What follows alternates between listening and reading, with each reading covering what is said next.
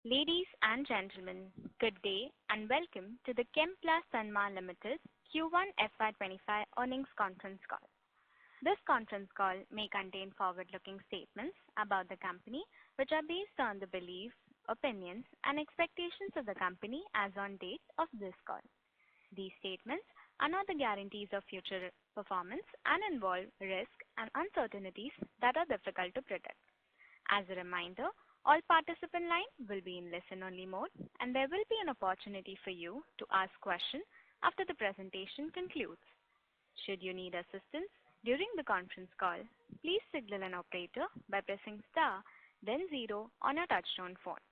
Please note that this conference is being recorded. I now hand the conference over to Mr. Ram Kumar Shankar, Managing Director of Chemplast Sanmar Ltd. Thank you and over to you, sir.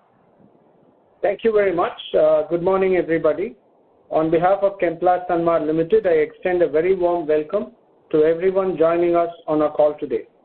On this call, we are joined by our CFO, Mr. N. Muralidharan, Dr. Krishna Kumar Rangachari, the head of our Custom Manufactured Chemicals Division, and SGA, our Investor Relations Advisor. I hope everyone has had an opportunity to go through the financial results and investor presentation which have been uploaded on the stock exchange website and on our company's website. After the very tough business conditions in 2023-24, we had a strong start to fiscal 25, driven by better conditions in our custom manufactured chemicals business, as also the specialty paste PVC and the suspension PVC businesses. During Q1 FY25, we delivered revenues of rupees 1,145 crores, with an EBITDA of rupees 124 crores and 11% margin. Coming to the segment-wise performance, our specialty chemicals business delivered robust results. The first quarter benefited from the price uptrend that we witnessed on the paste PVC side, primarily led by higher ocean freights. Furthermore, based on the preliminary findings, provisional anti-dumping duties were announced in June 2024 for a period of 6 months on import of paste PVC from producers in countries such as Norway, Thailand, Malaysia, Taiwan, and China. The Specialty Chemicals Division's volumes increased by 44% on a year-on-year basis, mainly due to the commissioning of the new paste PVC capacity in the last quarter of the previous year. We continue to see heightened levels of import of paste PVC at low prices. While we do expect the announced provisional duty on paste PVC to provide some respite, this anti-dumping duty, the provisional anti-dumping duty, is not on imports from EU countries, the volumes of which have surged in the last few months. The domestic industry has therefore filed a fresh petition to protect against dumping from EU in particular and Japan. On the custom manufactured chemicals business, the demand showed signs of recovery as compared to the last quarter. We have recently signed a new letter of intent with an agrochemical innovator for an advanced intermediate for a new active ingredient. This LOI covers a period of 5 years. Besides broadening the customer base, this LOI also gives us an opportunity to participate in a newly launched molecule. This is the first LOI that we have signed over the past 20 months and reassures our healthy growth visibility in CMC business. We are looking at a brighter future for our custom manufactured chemicals division due to planned expansion backed by a solid product pipeline and strong demand from our customers. Phase 2 of our CMC expansion is progressing well and is expected to get commissioned by the end of Q2 FY25. The board has also approved an investment of about rupees 160 crores to increase the production capacity of the custom manufactured chemicals division at Berigai. This investment will further increase the total capacity of the new multi-purpose production block. A portion of this investment will go towards creating the infrastructure for the next multi-purpose production block. In terms of value-added chemicals, revenue increased by 20% as compared to the same quarter in the previous year, mainly due to improved sales volume, which is partly offset by subdued prices. At Chemplast, we produce these chemicals as a part of our integrated operations, making the operations resilient. In chloromethanes, domestic capacity continues to remain in excess of demand, resulting in weak prices. In caustic soda, domestic demand has shown signs of an uptick in this quarter. Suspension PVC revenue has been stable in Q1 FY25 as compared to the corresponding period last year, while it has improved by 8% sequentially. We witnessed a positive swing in profits in the current quarter on account of both improved prices of suspension PVC and lower feedstock prices. The improvement in prices was largely due to a severe container shortage for cargo originating from Northeast Asia, in particular China, which briefly increased the prices of Indian imported suspension resins. However, these heightened freight rates have started dropping off from the end of June.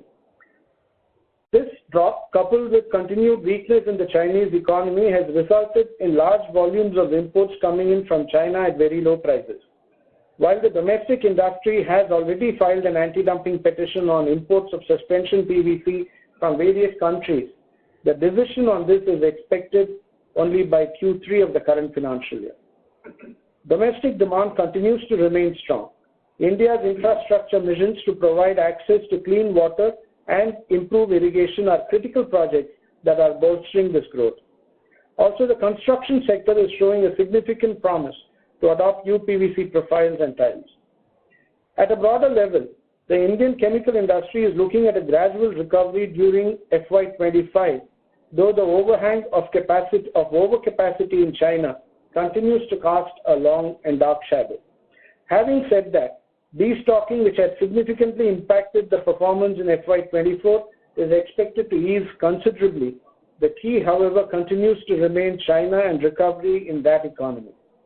With our consistent investment during tough times, we have built new capacities and capabilities to be able to deliver a stronger performance in the coming periods.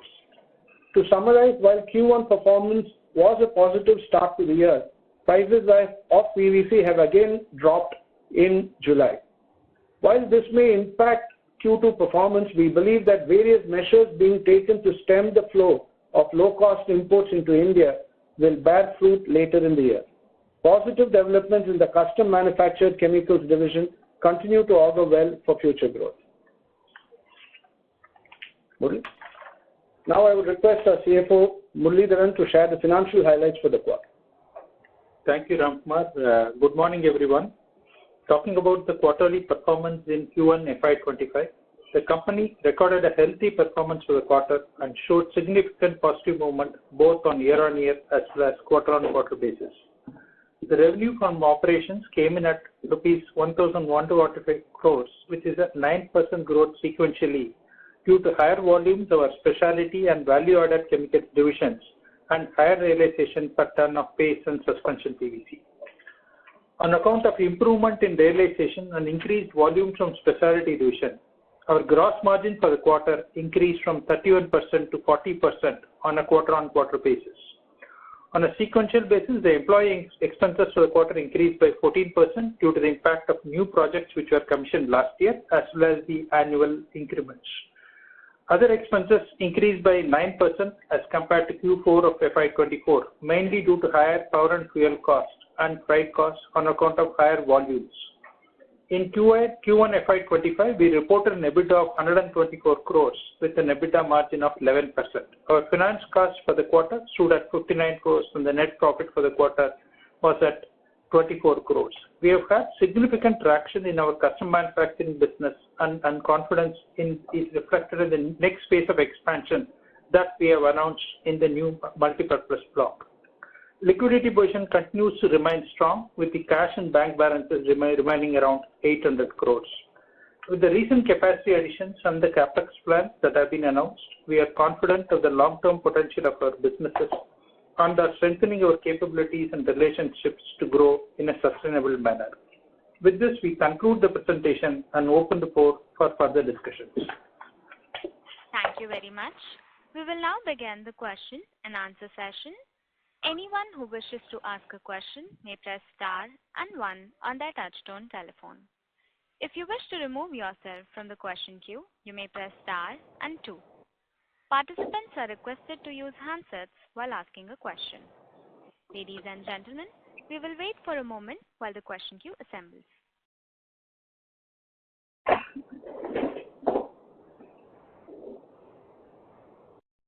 The first question is from the line of Sanjesh Jain from ICICI Securities. Please go ahead. Yeah, good morning. Thanks for taking my question. Ram, first on the standalone business, if I look at the gross profit per kg, we have reached 115 rupees. If I go back into the history and look at when we were doing this kind of a gross profit per kg, the conversion to EBITDA was upwards of 50 rupees a kg. This quarter we did 17 rupees a kg in terms of EBITDA. Now, one can attribute this entire difference to custom manufacturing, which is ramping up and for now is a drag, and this should gradually improve as the custom manufacturing start delivering on the EBITDA side. Will that be a right assumption? Definitely, the custom manufactured chemicals business is will move the needle as we go forward, especially given the very exciting growth possibilities that we have. So that is going to weigh in as we move along. If we are looking at our margins right now, the margins on the rest of the products have been impacted largely by the dumping that I was speaking about. That is being addressed as we speak. Already on paste PVC, we have a provisional anti-dumping that has come in on 5 countries, and we have applied for, the domestic industry has applied for anti-dumping duty on the European Union and Japan as well. And that would come in maybe over the next few months. On suspension PVC, there is already an active investigation that is ongoing on dumping from China in particular. So we believe that all of this will, when they come into force, will push up will further strengthen the prices and margins on the other products as well. So again, on the paste PV side, sequentially, when you see that the dumping has again started from the Europe region, how much correction in the prices that have already taken up in the market? Yeah, we have seen an improvement of around $150 or so on prices. That did happen. Some part of it would have been due to the freight rate, container freight rate movement as well. But the full impact of the anti-dumping duty has not been realized largely because of what is coming in from the West. And that is really what we are trying to address now. But this $150 improvement, has that corrected a little bit, or that's still there as we speak today? A little bit of that, whatever was attributable to the ocean freight, the container freight movement, that is corrected, because as you would have noticed, the container freight from east to west, that is from Northeast Asia to, say, US and Europe, went up very sharply by around June, or it actually end May and then June, when they moved up from as low as $1,500 a container, a 40-foot container, to around $6,500 a 40-foot container. They have come off from those highs, but they're still above the historic levels. But definitely the movement is, it's come down from the highs of 6,500. Got it. Next, on the custom manufacturing side, if I heard you right, you said that this 160 crores of capex is largely to build the utility and the infra, preparing for the next MPP. Was that right understanding? This is Krishna here, Sanjesh. No, the intent is we are increasing capacity in the new production block, so we are calling it phase 3. Okay. Phase 3 of that project. So a significant portion of the capex would be towards that, and some portion of the capex is for the next production block as a seed capex to primarily going towards creating a civil structure, and then over a period of time we will start investing in putting the pots and pans inside that block.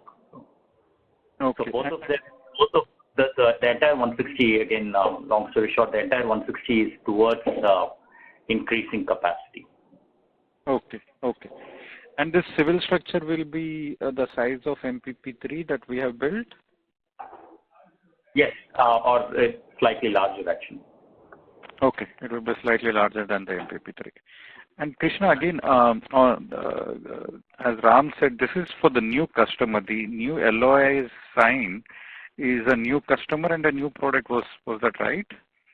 Yes, that's correct. It is part of our strategy to diversify both the product mix and the customer mix, and so we are excited about this development. And in fact, we just received an order, a commercial order as well. So we will manufacture it in the current production block for this year. But long term, this would go into either the phase 3 or a new production block.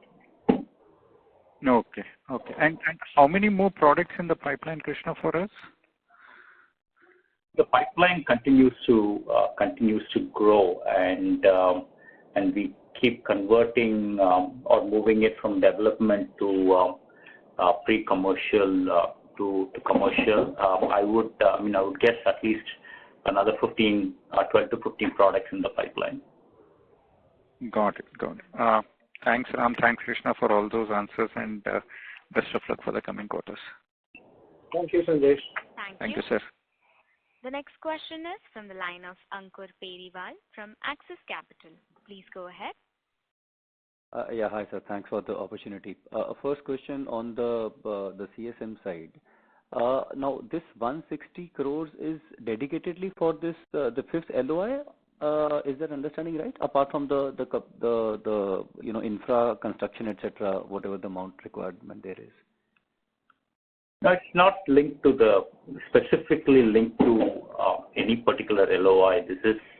We are creating the capacity because we see the pipeline strong, and we would need capacity to make the products that we're planning on making. And as I indicated earlier, it is not necessarily infrastructure. This is specifically to create additional capacity in both the current production block and then preparing for the next stage of expansion in the new production block. Sure, Krishna. So if I'm just correct me if I'm wrong. Phase 1 was 300 crores capex. Phase 3 was 380. Phase 2 was 380. And with the 4 capexes, 4 LOIs that we have already announced, along with the fifth one, we believe that more or less the capacity in phase 1 plus phase 2 will be utilized, and hence this incremental expansion. You're right. Based on the LOIs that we have received, the phase 1 and 2 capacities will be fully utilized. And in fact, phase 3 that we are planning, even part of that will also get utilized based on that. That's why we are creating an infrastructure, civil infrastructure for the next phase, for the next block, so that we are able to accelerate the setting up that block quickly once we have the orders in place, next order in place. Sure. And how much typical time, post this 160 crore capex, do you think you will take to ramp up for a new capacity to commission? Again, we will keep you updated. I think the intent is we want to cut short the timeline required to put up a production block, which is the reason civil being the long lead time. Yeah. We are proactively going ahead and investing in that. And as the pipeline moves, then we would be in a position to start installing the reactors and other equipment to start utilizing to generate additional capacity. So right now, I would say maybe another 12 months from where we are now, but it could accelerate, or it could we could do it much faster. It all depends on how the pipeline moves. Sure, Krishna. Secondly, on the R&D side, the second phase, expansion there. Just wanted to get your sense. How are we looking at enhancing our capabilities? Will it be more focused on adding more chemistries, or probably from an application point of view, we are looking at a wider addressable, universe? So your thoughts there, please. Yeah, so the second phase of the R&D was commissioned, a couple of quarters back, and similarly, we're also commissioning the next phase, or it's already commissioned the next phase of our pilot plant expansion. So all of these are to the intent is twofold. One is to make sure that we have spare capacity in both those areas to take up any projects that come in. So that is the primary objective because the chain is you need to have enough R&D resources, pilot resources, and then you need to have enough manufacturing capacity, and then you keep increasing each one of them sequentially. So the primary intent is to have enough spare capacity so that when we get these inquiries and projects, we are able to dedicate resources immediately.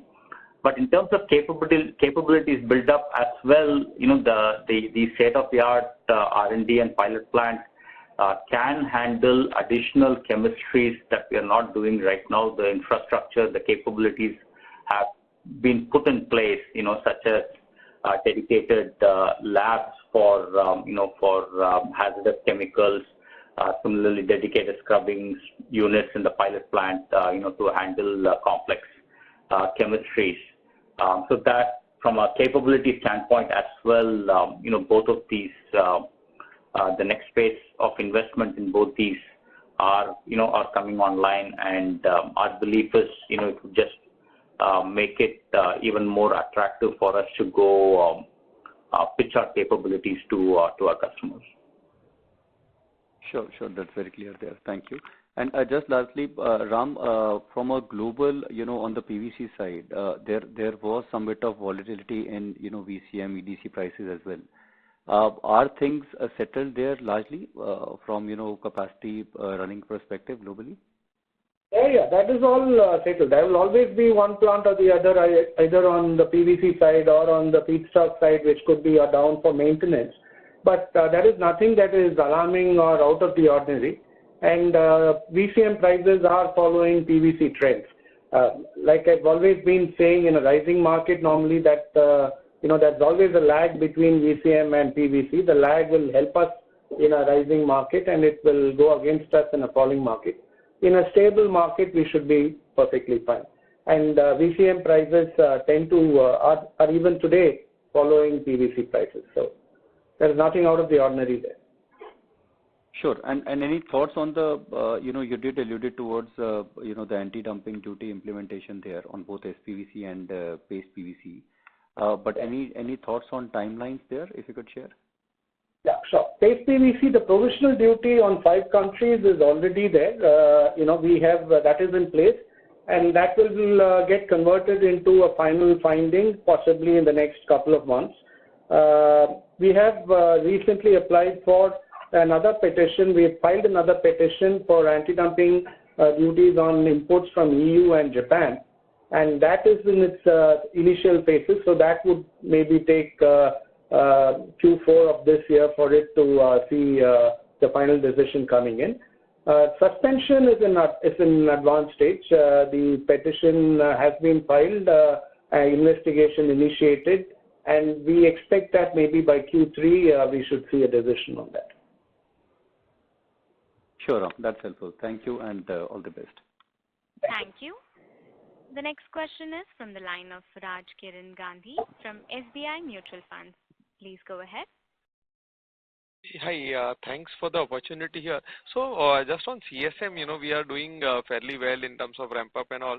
But overall, is it largely to do with us doing phenomenally well, or top down? Overall for this space, we were hearing out a lot of competition from China, and because of the lower demand there, they kind of doing a lot of dumping and all of that. So top down, how is the segment doing? I think, Raj, this is Ram here. I think the dumping part of it is largely to do with the PVC side. The custom manufactured chemicals division is really 100% export oriented. So I'm not very sure what your question was. in overseas markets, let's say in US, Europe and all, there is a lot of pricing pressure coming from China ramping up their exports and all. So in those markets, top down from a CSM space, how is then bottom up we are doing well and all, but just wanted to know top down as a segment. Are you seeing in global markets wherever you are exporting a lot of competition from China? Is the segment growth overall there? So in terms of whatever molecules they are outsourcing and all of that. So just wanted to understand top down, how is the segment doing? So our model is custom manufacturing, and second is we focus only with innovators, focus on innovators, and a lot of the projects that we are working on are what I call as pipeline molecules, which are molecules that are in the launch phase or they've just been recently launched, and in all these cases, the customers are very clear that they want to diversify the supply chain. They want to have a China plus one strategy, and that they look for reliable partners. Globally, they are focusing on India, and then India, again, as they look for reliable partners, there are only a few that they are comfortable in terms of with whom they are comfortable working with. So from that standpoint, we are not seeing any significant impact, with the global slowdown, the inventory corrections on the active space, as well as exports from China at coming in at very very low prices. But most of that is impacting the generic or the established molecules, and we are not seeing that significant an impact with respect to our business. Sure. Thanks a lot. Thank you. The next question is from the line of Archit Joshi from B&K Securities. Please go ahead. Hi, good morning, sir. So first question on our ambition on achieving 1,000 odd crores of revenues from CMO. Any change in our guidance with respect to either the timeline or the total value that we wish to achieve, especially after announcing the 160 crore capex? This 160 crore capex actually will certainly add to the revenue. So earlier we had talked about by 27 we'll touch 1,000 crores of revenue. I think we will sort of surpass that with this new announcement and with the orders that LOAs we have signed. We'll definitely surpass that number by 27. It will be sort of over and above that 1,000 crores. Sure, sir. Thanks for that. So secondly, when we were speaking of the paste PVC investigation that we have initiated on EU and Japan, was this completely unprecedented that the cheaper imports will now start coming in from EU and Japan, or is it that the Chinese companies who were erstwhile dumping into India found another route of dumping it through EU and Japan? What's your reading on that, sir? No, it's not a rerouting from China through EU. That would actually, the freight alone would kill that kind of a rerouting. But this is really material coming in from EU, and to be very honest, we were also a bit surprised that EU could afford that kind of prices. We believe there is some kind of a cross-subsidization going on there, and that is really what is the entire purpose of our application. To just give you a perspective, the imports from Europe have last year in 23-24 were around 30% of the total imports, and this year it continues to be around the same levels, and that is really what we are trying to protect against. The provisional duty that has already come is against China, Malaysia, Taiwan, Thailand, and Norway, and the duties range from around $115 to around $600. Different duties on different countries, different companies in the different countries. We should technically have got the full beneficial impact of this, but we've not been able to get that full thing, largely because of what is happening on the imports coming in from the EU side, and that is really what we are now addressing. Sure, sir. Sir, would you mind sharing the spreads of paste PVC as of now vis-a-vis the spreads that we are experiencing in SPVC? Yeah, unit contribution you could the unit contribution in the last quarter, that is in Q1 of paste PVC was around 21,000 rupees per ton. As against the suspension PVC was around 14,500 rupees per ton. Understood, sir. Just last one, sir. Could you share our current net debt on the books? Current net debt number is around 560 crores. We are carrying a cash of around 800 crores. This is around 570 crores net debt. Understood. Thanks a lot, sir. Thanks a lot. All the best. Thank you. Ladies and gentlemen, you may press star and 1 to ask a question. The next question is from the line of Meghna Agrawal from Mount Intra Finance. Please go ahead. Hello, good morning, sir. Thank you for giving me the opportunity. So my first question is that what is the input-output ratio of suspension PVC and VCM? Okay, Meghna, it's practically 1 ton of VCM per ton of suspension.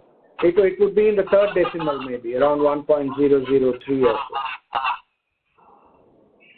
so. And sir, how can we track the VCM prices in India? So we have, these are well tracked by industry publications, and there are monthly reporting of not India prices, it would be VCM, Asia prices would be there, Southeast Asia, Northeast Asia, and those are the ones that we track. So we can get it on a monthly basis? Yeah, they are tracked on a monthly basis. They are reported on a monthly basis. And sir, what are the terms of contract? Like, is it pay or take contract? What is the terms of the contract? For VCM? Yes, sir. Yeah, for VCM we have rolling annual contracts, and these are typically based on, there will be a range. It's not like one number. So you will have a range. The contract will be for a minimum and a maximum of quantity. So we will operate well within that range. We've never had a situation where we've had to, pay because we couldn't take and so on. And just one more last question on the input-output ratio. So sir, what are we expecting of this input-output ratio coming in this year? No, this is stoichiometry. This doesn't change.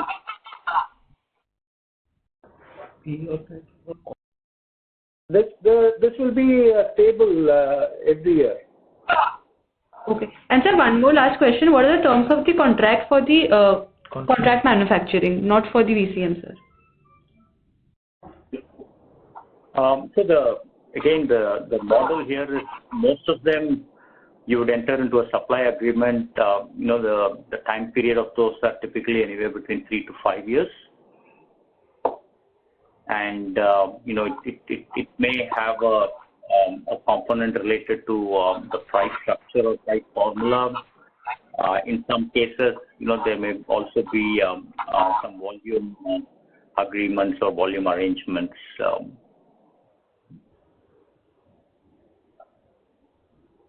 Hello, sir. Hello, this is Shubhrat from Mount Intra only. Sir, just what we are trying to understand when we get into a contract manufacturing, is it a typical contract manufacturing where a minimum quantity is assured and at least for that quantity that is pay or take, or it's totally like only a contract for a few years but without any assurance of minimum supply? Okay, so on the custom manufacturing, as I indicated before, it depends. It varies from product to product. Some contracts would have some volume agreements or volume arrangements. In some cases, it would have a price component or a price formula, and the volume. There would be some minimum commitments, let's say, but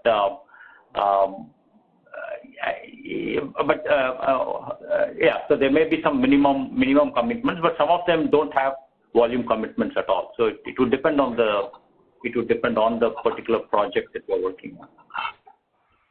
So in that case, like when we are doing a contract, we are like putting up a plant for a particular client. So just to understand, sir, if there is a no minimum volume assurance, and we after putting up the plant, if we don't get that kind of a demand from that particular client, is that facility fungible so that we can cater to other clients, or if this is very specific that client, that particular product, and it is not really fungible?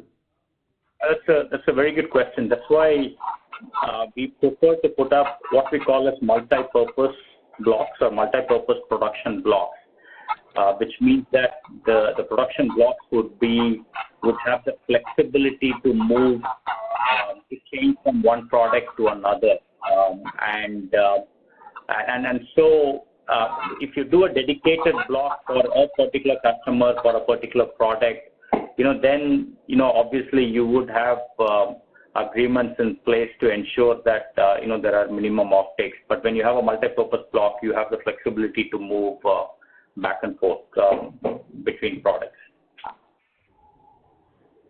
Okay, so all our blocks are like multi-purpose block basically, which is fungible. Correct. Currently, that's what we have. Yes. Perfect, sir. Thank you. Thank you, sir. Thank you. A reminder to all the participants that you may press star and 1 to ask a question. The next question is from the line of Dhruv from HDFC AMC. Please go ahead. Yes, sir. Thank you so much. Sir, in the non-specialty segment, if I do a simplistically per ton or per kg realization, there is an improvement on a QOQ basis. I believe this is caustic and some of the other basic products. So for some of the other companies, we have seen there has been some improvement on a QOQ basis in some of these related products. So in your sense, is this also a bit influenced by the sea freight, or this is something more on ground and hence the improvement? Or probably this will also reverse, as some part of this will also reverse as the sea freights are normalizing again. If you're looking at the value-added chemicals, caustic soda, there has been some move up. It's not very significant, but there has been a slight move up as the market stabilizes and capacity settled down. And from July, we are also seeing a good move up in a couple of the chloromethane products. Their prices have moved up a bit. There, the impact of ocean freight is not as high as in PVC, though.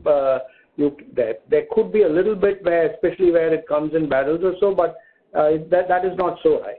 It's not so significant. Got it.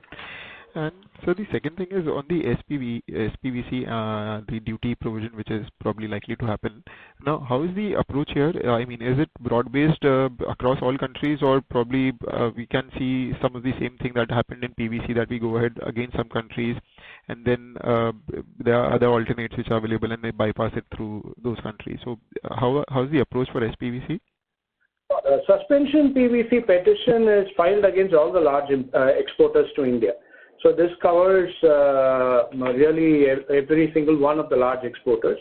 And see, what we need to understand is that the industry has faced an onslaught especially from China, the likes of which has not been seen before in terms of the arrivals from there. So last year, just to give you an idea, last year, that is 23-24, the import of SPVC from China was around 860,000 tons, which itself had grown multiple times from the 250,000 tons that they had in 21-22 and around 70,000 tons in 2021. So that 860 itself was very high.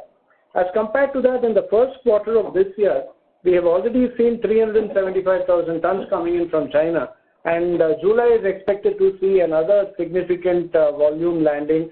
Should have landed. We don't have the numbers yet, but that would take it to over 500,000 tons in just 4 months in this year. So obviously, this is something that is a reflection of the very weak economy in China, resulting in huge surpluses that are being dumped, particularly into India. So this is the onslaught that the domestic industry is trying to protect itself from, because obviously this is unnatural and too extensive an onslaught for it to be just endured. And we are quite confident that we have a very strong case, and we believe that we will prevail in the petition that we filed. Sure, sir. And one question on the CSM. So if I remember from the last call, you mentioned that the LOI3 and LOI4, you were also waiting for some commercial supplies, I think sample supplies, and then confirmation of those to get better clarity on the ramp up of these molecules. Although broadly it was in that 1,000 crore range was there. So is it fair to understand that there is better visibility also on the LOI3 and LOI4 now, once probably as you have progressed with the customer? Yes. No. So LOI 3 and 4, we are in the process of making lab and pilot samples, and so there will be some time it takes to commercialize them. But we have clarity and visibility on when the commercial volumes and when the volumes have to be delivered and what the volumes are. So there is a high level of visibility and clarity on that. Perfect. That's very helpful. Thanks so much, and all the best. Thank you. The next question is from the line of Kirtan Mehta from BOB Capital Markets Limited. Please go ahead. Thank you, sir, for the opportunity. Sorry to interrupt you, sir. May I request you to please use your handset? Yeah, is this better now? Yes, sir. Please go ahead. Yeah, the first question was on the specialty chemicals. Just wanted to understand the revenue dynamics. So when I look at the Q4 volumes, it was around 18,400 KT and revenue was around 332 crores. Versus I think in Q1 FY25, we are seeing the paste PVC volume of 25,700 crore, but revenue of around 350 odd crores. We just mentioned that we have seen an increase in the prices of paste PVC during Q1 sequentially, but the same doesn't seem to be translated into the revenue. So what's the underlying dynamics, how it's playing? No, could be. Between the two quarters, like you rightly pointed out, the volume for paste PVC did go up, primarily because of the incremental volumes that we got out of the new projects that we commissioned towards the end of the last year.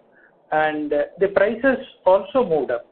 Prices which were average around 95,900 rupees in Q4, around 96,000 rupees in Q4 of last year, went up to close to around 98,000 rupees in Q1 of this year. There is a 2,000 rupees movement in price, and also there is an increase in volumes.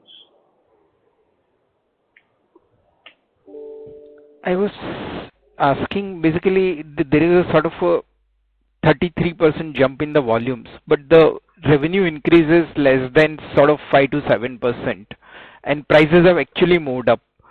So what's the gap? Why there is a sort of the revenue has not moved in proportion with the volume?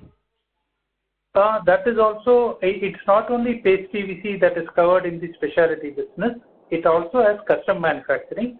Custom manufacturing business had significant volume sales in the last quarter of the previous year, because many of the dispatches were skewed towards the last quarter of the previous year, and that also had the impact. And that's why you are not able to see that straight 33% growth driven only by paste PVC. Any more color would be sort of between the custom manufacturing, how has been the revenue decline between two quarters? I wouldn't say it's not a decline, it's a timing of sale. In fact, you will see significant growth in the current year compared to the last year. It's a timing of sale. In the last year, significant part of the dispatches for the year were bunched up in the last quarter, whereas this year the custom manufacturing dispatches are reasonably evenly paced. So that is the difference that you are seeing. It is not a drop. Sure, sir. The second question was also related to the data. When we look at the standalone, we are seeing the purchase of stock in trade moving up to around 107 crore. But in the consolidated account, this purchase of stock in trade is not there. So is this basically the VCM that we are purchasing it from the CCVL? Is this a reflection of that, or are there any other products which we are purchasing from outside in the standalone business? In the standalone business is primarily the VCM, that spot between the two companies, between the holding company and subsidiary. That's the stock in trade. Right, but VCM we also purchased externally in CCVL as well. So why does it not sort of got reflected into the consolidated account as purchase of stock in trade? The stock in trade is primarily in the standalone company. If there is a requirement of LC support for the subsidiary, we use the limits of the holding company, buy and then sell to the subsidiary company. That is what is getting reflected in the stock in trade. What you buy for your own consumption doesn't get reflected in the stock in trade. It's more accounting rather than anything. It's how you need to. The last question was on the custom manufacturing. Basically, across the phase 1 and phase 2, we have indicated capacity as around 4,500 ton, cumulative revenue potential of 15 to 17 billion of the revenue, and peak revenue potential of 7 billion over the last call. So with the addition of the fifth LOI, would you be able to sort of update us on, as well as sort of the next phase 3 investments commencing, would you be able to update on these numbers? The fifth LOI that is added, actually last time we talked about roughly around all 5 LOIs combined together on an annual basis, giving us somewhere around 750 crores at a steady state, and also totally around 16 to 1700 crores on an overall basis. That will move up by another 300 crores now. The last LOA will add 300 crores to that. On an annualized basis, on a steady state, this LOA will add around 125 crores. So 300 crore on a cumulative basis and 125 crore on sort of the peak potential basis.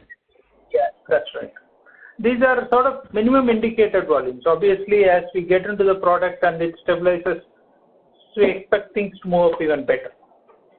Right, and on the 4,500 ton capacity that we have indicated across phase 1 and phase 2 with the proposed phase 3 investment, how does that change? The tonnage would actually depend on the product mix. So we would generally not look at the tonnage so specifically. So it would depend on the product mix, number of steps the product takes. So, so we wouldn't look at tonnage so specifically. Sure, sir. Thanks a ton for clarifying this. Thank you. The next question is from the line of Prince Chaudhary from Pink Wealth. Please go ahead. Hi. First of all, congratulations on the good set of numbers. I have a couple of questions. For example, crude prices are at the 6-month low, and we see the feedstock prices also coming down. So, and also the export from the China for the month of July is very low. So, do you think this will benefit for the current quarter? Which product are you talking about, please? See, our prices for the VCM and EDC also are down. So, do you think this will benefit for the PPVC? See, basically what happens is that, first of all, the receipt from China in July was not low at all. We expect the suspension PVC arrivals in India to have crossed 150,000 tons in July. So it is still pretty strong. There is no drop. If at all, there is only an increase in the export from China to India.